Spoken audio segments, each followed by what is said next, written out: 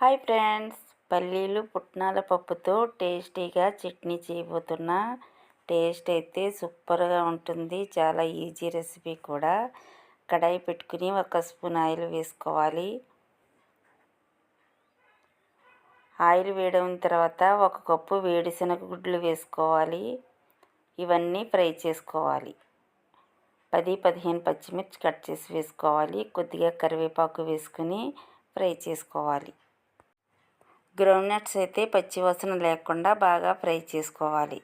2 స్పూన్ల నువ్వులు వేసుకోవాలి. 1 కప్పు వేపుడు శనగపప్పు వేసుకుని ఫ్రై చేసుకోవాలి. ఇవన్నీ బాగా ఫ్రై అయిన తర్వాత కొద్దిగా చింతపండు, 1 స్పూన్ జీలకర్ర, 2-3 వెల్లుల్లి రెమ్మలు వేసుకుని ఫ్రై చేసుకోవాలి. కొద్దిగా పసుపు వేసుకోవాలి. టేస్ట్కి తగినంత సాల్ట్ వేసుకోవాలి. ఇవన్నీ చల్లారిన తర్వాత గ్రైండ్ చేసుకోవాలి. పొద్దుటే అయితే అందరూ చాలా బిజీగా ఉంటారు. కొబ్బరి కొట్టుకుని కొబ్బరి ముక్కలు తీసుకుని చట్నీ చేసుకోవాలంటే చాలా టైం పడుతుంది. ఇలా ఈజీగా పల్లీలు పుట్నాల పప్పుతో చాలా సింపుల్గా అయిపోతుంది అన్నమాట. చట్నీ అయితే రెడీ అయిపోయింది. పోపు కూడా పెట్టేశాను.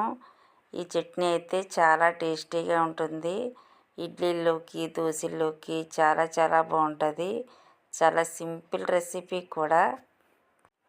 పల్లీలు పుట్నాల పప్పుతో చట్నీ అయితే రెడీ అయిపోయింది. మా రెసిపీస్ మీకు నచ్చినట్లయితే లైక్ చేయండి, షేర్ చేయండి, సబ్స్క్రైబ్ చేయండి.